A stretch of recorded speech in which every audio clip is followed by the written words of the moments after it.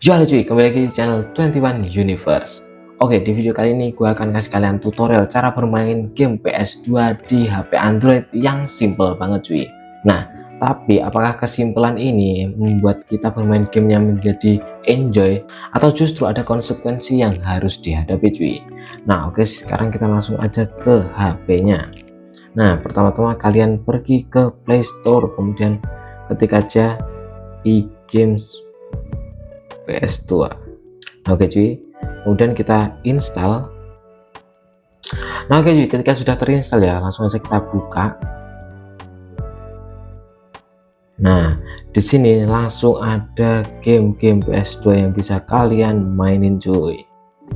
Nah oke cuy, sekarang kita akan coba bahas fitur-fiturnya di aplikasi ini tuh apa saja. Nah oke, di tab pertama ya, itu ada filter gamenya cuy.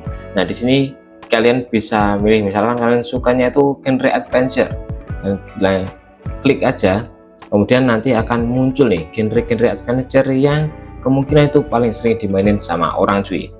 Oke, kemudian di tab kedua di sini akan muncul game-game yang sudah kita download ya. Jadi di sini akan muncul nih, misalkan kalian download 15 game, di sini nanti akan muncul semua cuy, dan itu bisa kalian mainin secara offline setelah kalian download. Kemudian di tab ketiga itu berisi game-game yang paling disarankan untuk kalian cuy. Di tab keempat, nah ini akan muncul game favorit kalian cuy. Jadi misalkan kalian install 100 game, terus kalian favoritin 2 game aja, nah kalian bisa nanti diberi tanda love dan nanti akan muncul di favorit sini ya. Dan yang terakhir ini tuh adalah fitur pencarian cuy. Misalnya kita cari God Hand, nah nanti itu akan langsung muncul cuy. Jadi kayak gitu ya. Nah kemudian kita buka settingannya ya cuy. Nah di sini di settingan paling kiri itu, ini tuh basic aja cuy. Nah di sini yang paling bawah ini gue aktifin ya. Ini tuh adalah reverse landscape orientation. Jadi kalau kalian suka main yang model begini, tombol colokannya di kanan, kan bisa matiin. Nah kalau kalian suka tombol colokannya di kiri, kalian aktifin aja cuy. Nah kemudian ini adalah settingan kontrol ya. Nah di sini kalian ini nanti diaktifin aja cuy, yang 4 atas ini. Dan ini reverse analog dinonaktifkan, ini juga nggak usah. Nah di sini kita bisa atur sensitivitas dari ini ya, analog kanan dan kiri kita, sensitivitasnya. Kemudian di sini kita juga bisa edit layoutnya cuy. Nah kemudian di sini sembunyikan ketika gameplay eksternal tersambung ya, harus dicentang kalau kalian punya gamepad eksternal. Oke, kemudian kita lanjut ke tab ketiganya. Nah di sini cuy, oke, untuk settingan awalnya itu seperti ini ya, sudah aku reset. Di sini gue saranin kalian atur aja ke 16:9 atau full, nah salah satu ya, biar gambarnya nanti nggak cuman di tengah layar aja cuy. Nah kemudian di grafik API, nah ini tuh gue udah coba mainin cuy, entah kenapa di HP gue kalau auto itu biasanya force close cuy untuk beberapa game, jadi nggak bisa lanjut ke dalam gamenya, ketika baru nyala itu langsung keluar. Untuk Vulkan dan OpenGL di HP gue yang pakai Dimensity 7400 ini, itu cuman muncul suaranya aja cuy, dan kadang macet juga. Nah kemudian gue di sini tuh pakai yang SW itu adalah singkatan dari software. Nah jadi kita generating grafiknya itu ya, gambarnya itu pakai softwarenya eGames PS2 ini cuy. Nah tapi kelemahannya pakai SW ini tuh adalah FPS nya tuh bakal lebih rendah cuy daripada yang Vulkan ataupun OpenGL. Jadi pertama kalian coba aja Vulkan atau OpenGL, kemudian nanti coba mainin gamenya. Kalau bisa kalian pakai itu aja. Nah kalau nggak bisa, misalkan kalian udah pilih, terus sebelum kalian pindah ke SW ya, kalian masuk ke settingan aplikasinya, kemudian kalian hapus cache cuy. Nah setelah dihapus cache, baru kalian masuk lagi. Di sini nanti ketika kalian masuk gamenya, nanti itu akan mereset ininya, loadingannya gamenya. Oke, untuk fishing, kalau HP kalian high end atau kelas atas ya, ini kalian aktifin tidak apa-apa, adaptif juga boleh. Tapi kalau kelas mid atau low end mendingan di offin aja cuy. Nah kemudian kita ke bawah, remote mode gue setting normal aja. Untuk resolusi ya, kalau HP kalian itu low end menurut gue diturunin tidak apa-apa cuy, di 0,9, 0,8 sampai 0,75. Jangan terlalu rendah karena nanti grafiknya akan terlalu burik cuy. Nah kemudian untuk yang bawah ini ya, aku pribadi sih ini setelan default aja, nggak ada yang aku utak-utik cuy. Nah dan di sini yang terakhir itu adalah show FPS, CPU temperature, dan battery temperature. Oke, sekarang kita akan lanjut ke gameplaynya cuy, dan kita klik gamenya. Nah dengan begini itu gamenya bisa jalan cuy. Nah kita lihat, nah ini dia, akhirnya gamenya bisa jalan juga.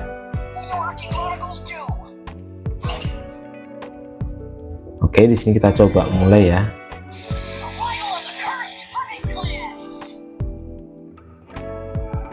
Oke, sampai di sini itu masih lancar-lancar aja cuy.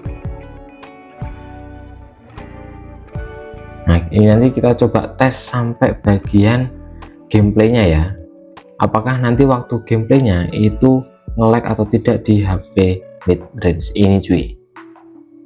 Nah kemudian agak nge-lag itu waktu loading map baru ya. Kemudian waktu main itu biasanya justru lebih lancar cuy daripada waktu kita loading map atau cutscene-nya. Oke, kita coba. Nah ini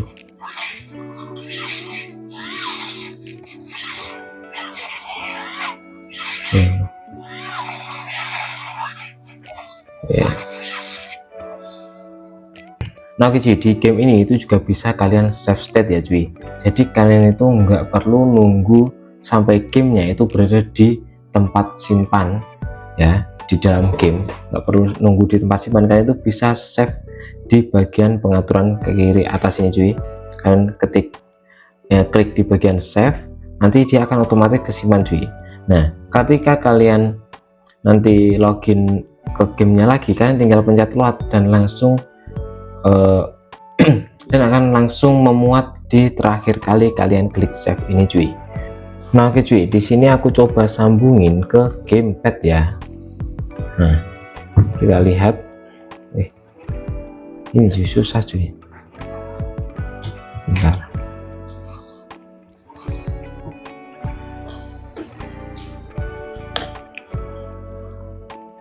Kalau pakai casing ini nggak mau mentok cuy. Kalau gue pakai, nah ini gue copot casingnya cuy, karena kalau gue pasang itu USB nya ini nggak mau mentok cuy, dan nggak mau nyala ya kan. Oke, kita load lagi ya yang tadi. Nah di sini kita bisa pakai emulator ya cuy. Jadi di ini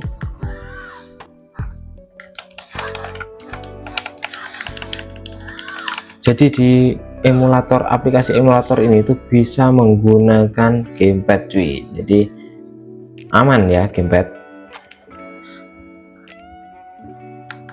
Oke.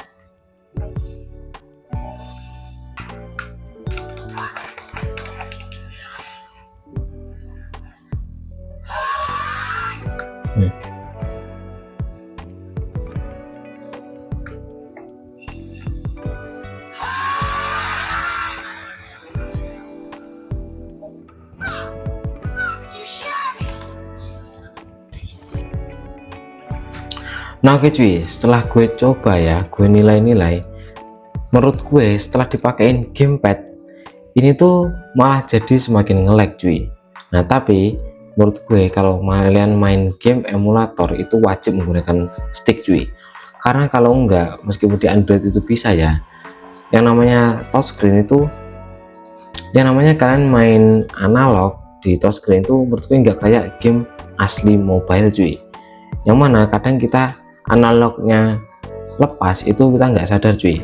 Dan juga tap-tap layar seperti kotak, segitiga, X dan bulatnya itu menurut gue nggak menurut gue itu kurang nyaman aja cuy. Jadi gue saranin kalau kalian main game emulator itu kalian beli gamepad dulu cuy.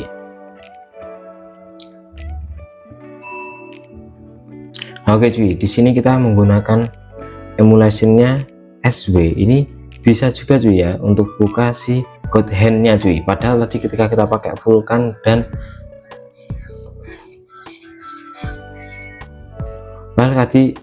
padahal tadi ketika kita menggunakan Vulkan dan OpenGL itu entah kenapa nggak bisa cuy. Padahal seharusnya ini tuh kalau di emulator lain itu bisa. Nah tapi nggak apa-apa karena pakai SB bisa, kita lanjut aja ya cuy ya. Kira-kira di game ini apakah akan lancar juga atau enggak cuy. Nah tapi kalau lihat di sini ya, itu FPS-nya itu di atas 50-an terus cuy, bahkan bisa sampai 80 dan sampai 100 cuy. Nah ini baru drop ke 30 waktu loading ya cuy ya.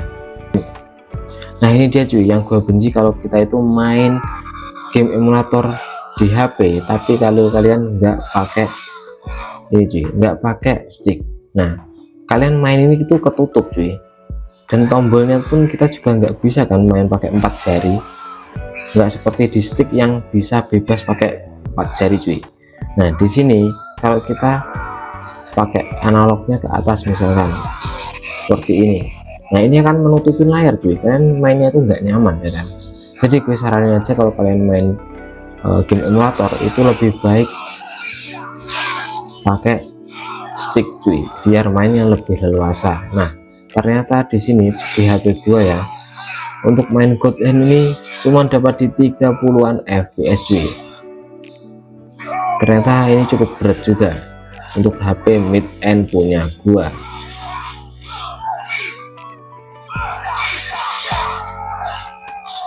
Nah tapi jangan khawatir cuy kalau HP kalian itu juga mid end, karena ini tuh sebenarnya masih bisa FPS-nya naik, tapi konsekuensinya adalah nanti grafiknya itu turun cuy ya. Nah di sini kita akan save state aja. Nah oke cuy, sekarang kita akan bahas tentang kelebihan dan keunggulannya cuy. Nah yang pertama untuk keunggulannya ya, aplikasi ini tuh simple banget cuy. Kalian tinggal download aplikasinya di Play Store, kemudian masuk ke aplikasinya, kalian nggak perlu pakai akun, langsung disediain gamenya ditampilin di awal. Kalian bisa cari juga game yang kalian mau, tinggal download. Setelah selesai download langsung bisa dimainin cuy. Itu simple banget ya kan. Kalian nggak perlu download file ISO dari website lain, nggak perlu pindah-pindah file. Jadi buat kalian yang nggak suka ribet, aplikasi ini tuh cocok banget cuy. Nah kemudian kalau kalian tanya apakah ini tuh support controller eksternal, jawabannya adalah support cuy. Gue udah coba ya, nanti kita akan tampilin juga. Nah selain dari itu ya, gue itu cuma menemukan itu aja cuy kelebihannya. Nah sekarang kita akan masuk ke kelemahannya cuy. Yang pertama, banyak iklan cuy. Nah ketika kalian baru masuk ya, coba ini buat close dulu. Kita baru masuk, oh ini enggak ada, biasanya itu langsung disuguhi sama iklan cuy. Nah kemudian di sini juga akan ada iklannya, yang menurut gue itu sebenarnya cukup mengganggu ya. Kemudian ketika kalian mau, misalkan kita download game Harry Potter, nah banyak banget yang bilang game ini waktu kalian mau download ini tuh ada iklannya cuy. Nah oke, di sini gue akan coba cancel ya. Oke, delete it. Nah setelah kalian download satu kali cuy, kalian nggak bisa download lagi sebelum kalian nunggu 1 jam, atau kalian bisa nonton iklan cuy. Nah kalau kalian nonton iklan itu maksimal sehari cuman 2 ya cuy ya, 2 ads ini. Jadi sehari kalian itu bisa download 2 game dari nonton iklan, dan selain itu kalian harus nunggu 1 jam cuy buat bisa download game berikutnya. Nah, tapi di sini tuh gue nemuin solusi untuk kekurangan ini cuy, yaitu adalah kalian matiin aja wifi atau paketan kalian cuy, paket data kalian ya. Kemudian kalian masuk, nah di sini nggak akan ada iklannya, dan kalau kalian mau main, kalian tinggal main aja cuy. Nah setelah itu, setelah masuk ke sini ya, kalian baru nyalain lagi wifi-nya cuy, biar nanti kalau misalkan ada WhatsApp, notifikasi dari Instagram dan sebagainya itu bisa masuk cuy. Oke. Nah ini muncul iklan lagi cuy. Nah oke, sekarang kita lanjut ke kelemahan yang kedua cuy, yaitu adalah berkaitan dengan settingan ini tadi cuy. Gue nggak tahu ya, ini tuh karena HP gue yang belum kompatibel sama aplikasinya, atau aplikasinya yang kurang update cuy. Karena harusnya ini tuh pakai Vulkan ataupun OpenGL ini tuh bisa jalan lancar cuy. Karena kalau kita pakai Vulkan dan OpenGL ini tuh akan lebih enteng untuk menjalankan gamenya cuy. Kalau pakai software itu lebih berat dan FPS-nya itu lebih rendah cuy ya. Nah oke cuy, untuk kelemahan yang ketiga ya, itu adalah kalian nggak bisa pindahin file yang udah kalian download di aplikasi ini cuy. Jadi misalkan kalian nih nggak punya wifi gitu ya, di rumah nggak punya wifi, terus kalian mau ngasih gamenya ke teman kalian atau pindahin ke laptop atau HP lain, nah itu kalian nggak bisa copy file ISO nya cuy, dan kalian pun nggak bisa masukin file ISO dari luar ya cuy ya. Jadi ini tuh pure dari yang di download di sini cuy. Nah kalau misalkan kalian mau ada HP lain mau main, nah itu harus download ulang dari nol cuy. Sedangkan kalau kita pakai file ISO, kita itu bisa copy ke temen atau ke laptop kita yang lain kayak gitu cuy. Nah kesimpulannya menurut gue aplikasi ini tuh masih sangat bagus ya cuy buat kalian pakai, terutama kalian yang nggak pengen ribet download file ISO dari luar, pengen simple aja download aplikasinya, langsung download gamenya, terus kemudian langsung mainin gamenya, itu bisa banget cuy. Nah oke cuy, mungkin cukup sekian ya review aplikasi eGames PS2 dari gua. Dan jangan lupa juga untuk di like, komen, dan subscribe ya cuy untuk channel ini supaya semakin berkembang ke depannya. Terima kasih dan sampai jumpa di video selanjutnya.